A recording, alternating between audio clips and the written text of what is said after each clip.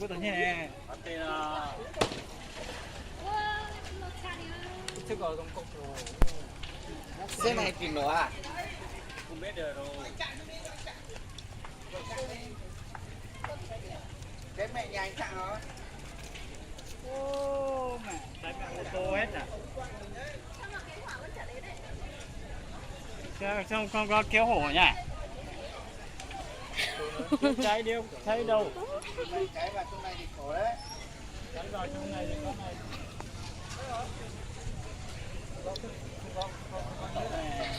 Cũng nghe nó. Ô, chị thò. Chị thò. Xong ý bạn xem thế nào. Ô, lúc chơi tổ.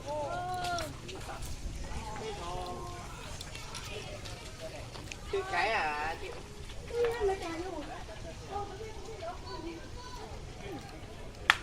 Hại cả gia đình người ta chứ làm cái gì. Cứu họa đâu hả?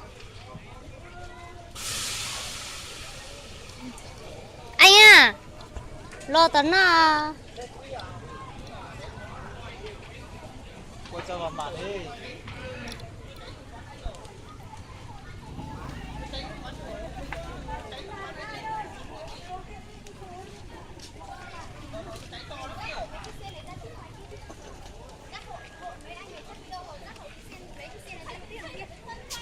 Ô tô mà nổ là nổ anh. Ô.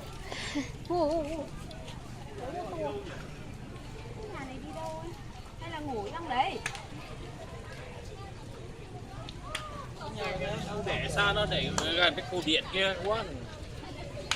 Hết dây điện rồi chị ơi. Mình bên kia mà.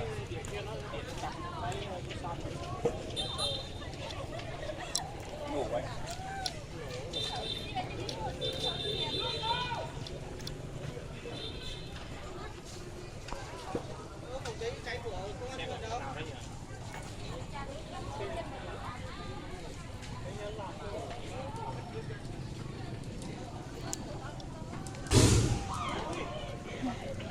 Con nghe.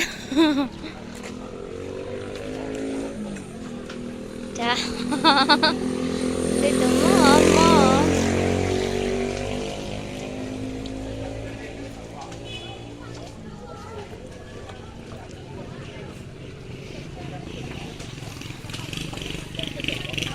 Chết sao con đi vào đấy? Lo tấn nó nè. Xe kia không phải đơn giản đâu. Mình xăng cho thì tan hết đấy. Phải nhặt đi.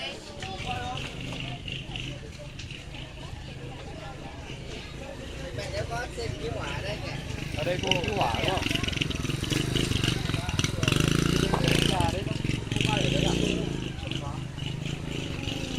Cái mẹ ấy trong tình trạng rồi. Thì đang cháy nhà bên này mà lại. Cháy bên này là kiểu gì bên mình là cũng sẽ bị cháy. Anh em vào gạt đi. Anh qua. Cúc cầu dao hết rồi. Đây nó này cái nhà đây. Ở đây, thế này cả tỷ. Nhiều máy móc quang rồi.